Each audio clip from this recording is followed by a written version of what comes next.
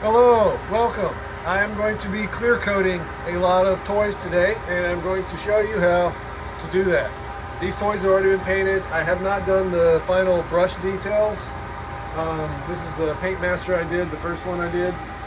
Phanosaurus Rex, sculpted by Magitarius, designed by me.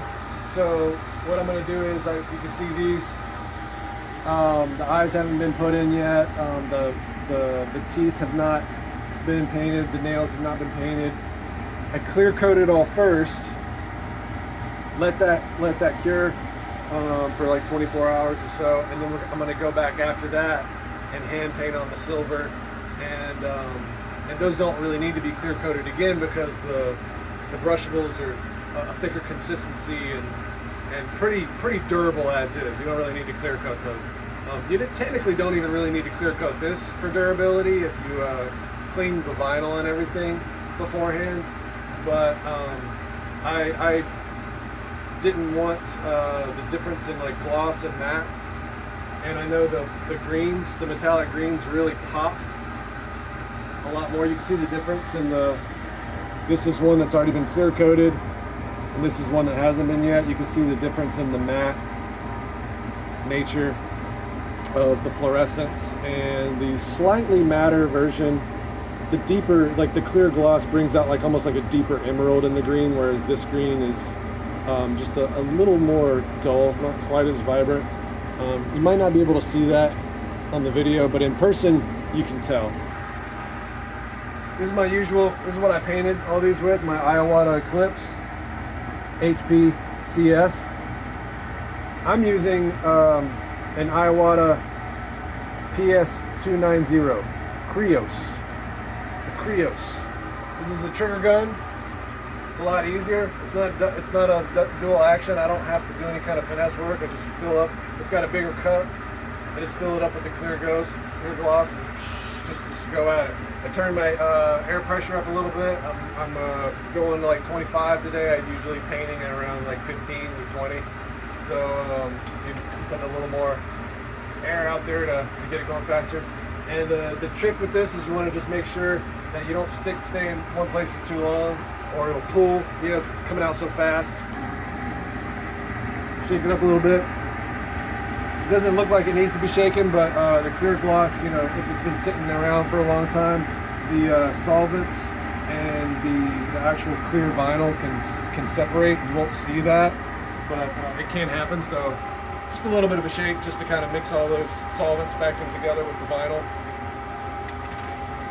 to ensure you've got a nice consistent gloss.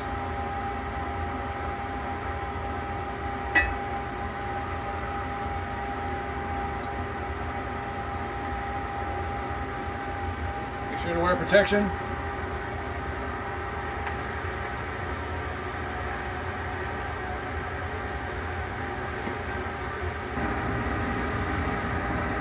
I like to get the under spots, the spots that are hard to get first, and then set it down. A lot of easier spots.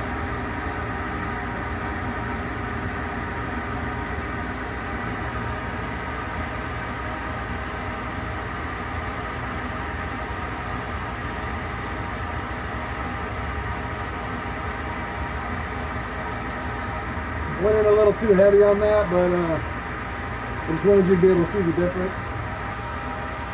You don't necessarily want to like touch it right away. The clear gloss typically takes about 24 to 48 hours depending on the humidity to fully cure. So,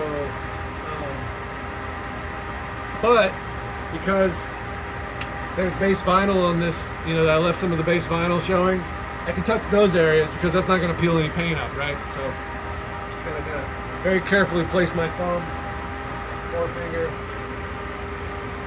right here, and then I can move it right over here. If you've completely covered your piece in paint and there's no vinyl showing through, just let it sit where you clear gloss it, overnight.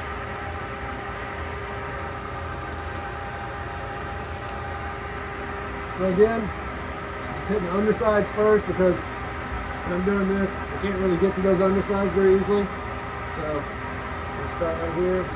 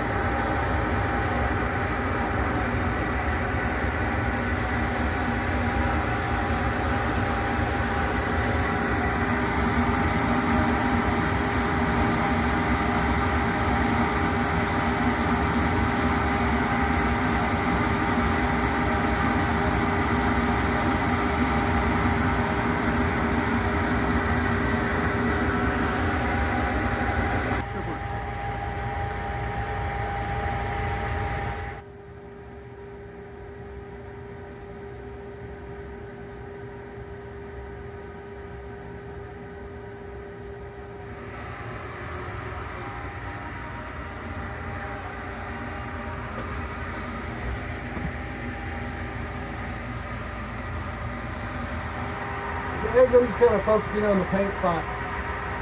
It's easy to kind of just like hit those target areas.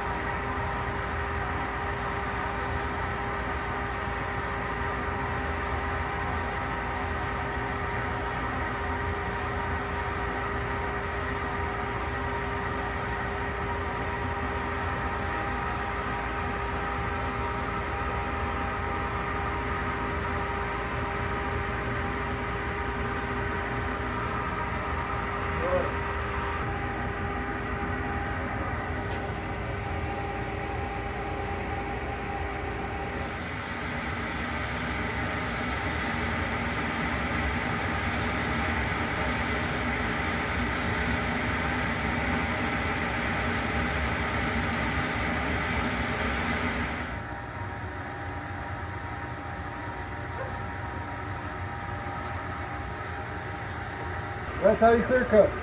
And then, you know, to clean it out, you want to make sure you don't leave it in there for very long. You know, gonna dump the clear gloss that's left over back in my my container, and I'll clean it out with vinyl thinner. Don't want to use acetone. Don't want to use any other kind of lacquer thinner. You got to use vinyl thinner, or you're not going to get everything out of there. All right. Thank you for joining me today. Hope you guys have a good day. And happy clear coating.